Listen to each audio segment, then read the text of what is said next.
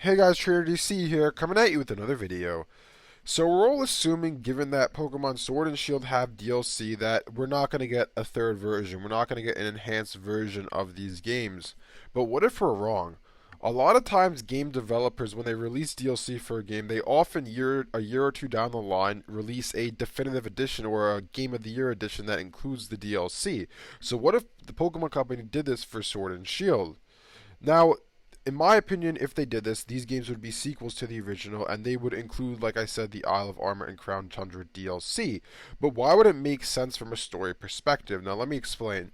So we all know there are a total of 18 gyms in Galar, and every season, every year, 8 of the gyms are considered to be major league gyms, and the other 10 are considered to be minor league gyms. So currently, we know 12 of the gym leaders. We know the Grass, Water, Fire, Fighting, Ghost, Fairy, Rock, Ice, Dark, Dragon, Poison, and Psychic gym leaders. This is from the main game. There are 2 different gym leaders, so that would make 10. Then the 2 that we fight in the DLC, depending on what version of the game you have, that's 12. So the gym leaders for this new game would be the 6 that we don't know about, plus Bede and Marnie, since we know that Bede and Marnie replaced the Dark and Fairy gym leaders respectively at the end of Sword and Shield.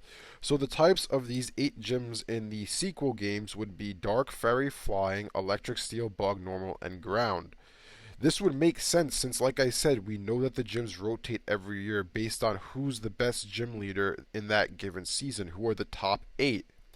Now, for the Elite Four and Champion, well, not the Elite Four, but the tournament, these games could detect save data from Sword and Shield, and your old character that you beat Sword and Shield with could be the champion. And you would fight he or she, and they would use your team that you beat Sword and Shield with. Or if they don't want to go down that route, they could just make Hop the new champion if they want. They could just do that. Now, for a villainous team, I don't know who or if they would even have one or even have a villain in these games. I'd honestly be fine with Game Freak not having a villain in the game, but knowing them, they'll probably make one up, like the Ultra Recon Squad and Ultra Sun and Moon. But why would anybody want these games? Well, the games would be an opportunity to fix what's wrong in Sword and Shield, to help fill out the Galar region. So maybe we get a new starting area. Spike Muth, Marnie's hometown, maybe it's no longer looked down upon and it's no longer hidden in Galar. Maybe it's no longer a straight path. Now it's this whole built up city. This could be viewed, these games could be viewed as the definitive edition of Galar. There could be improved textures and graphics because we know in Sword and Shield, I said this before in my review for the games, the textures are very inconsistent. Some textures look great, others don't look great. So maybe they could fix these inconsistencies. They could potentially have more explorable areas that weren't in the original game, and they could have more buildings explorable. I said this before in my review of the game, but there's a ton of buildings in these games that are just fronts. You know, they're there, but you can't enter them. The first one that comes to mind, and I mentioned this in my video before, was the lighthouse where you fight the water gym. They hype up this lighthouse, and you can't go inside it. And there's a fire station in Motostoke, I believe. Maybe you could go inside there as well. So this would be viewed as an opportunity to fix what's wrong with the Galar region. These games could add the rest of the national decks, possibly adding more regional forms and Gigantamax forms. Since Pokemon follow you in the DLC, maybe in these games they'd be able to follow you in the entire game, and they could fix the issues with this feature where Pokemon, are very slow. They get caught far behind and then teleport to you. They could fix this feature. And so, if these games are indeed a direct sequel to Sword and Shield, I don't know how it would necessarily work with Zacian and Zamazenta, given that in the original game story-wise, you and Hop would have already caught them. So maybe they'd introduce a new legendary that would be a threat to Galar, since technically speaking, Eternatus has already been caught as well. Or they could just retcon it and you could just still capture Zacian and Zamazenta. Maybe, though, we'd see other new Pokemon in these games. We see with the DLC, Game Freak's not shy to adding new legendaries to Pokemon Sword and Shield via the DLC patches. But And what about the post game for these games? Well, the post game, maybe there could be a battle tower or like a battle frontier with all 18 gym leaders.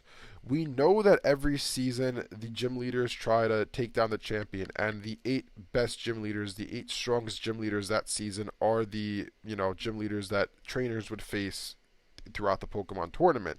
So basically, this battle tower would be like you, as the champion, are fighting all 18 gym leaders to decide who will be the 8 gym leaders for that given season.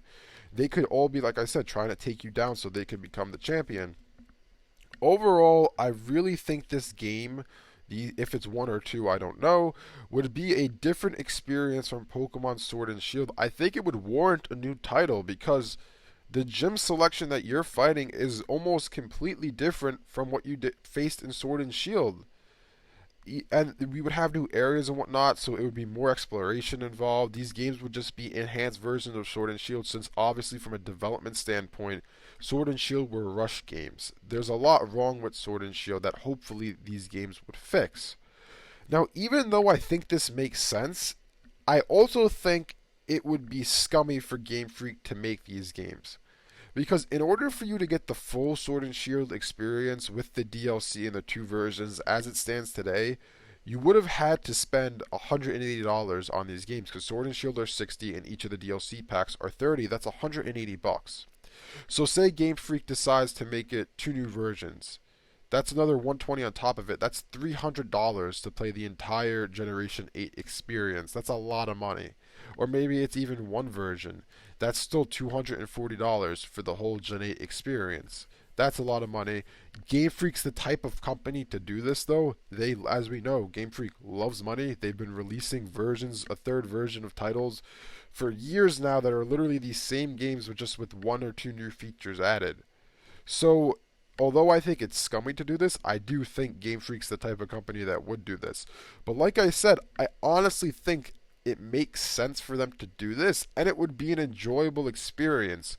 Because I said this before in my review for Sword and Shield, but this is the one time where I feel like we actually need a 3rd version, because Sword and Shield are such rushed games. There are so many problems with them, graphically speaking. Like I said, the textures are inconsistent, and just like the region itself, there's so many areas where there's like buildings you can't explore, or like, oh, there's stuff in the background, but I can't go there, I can't see what's there.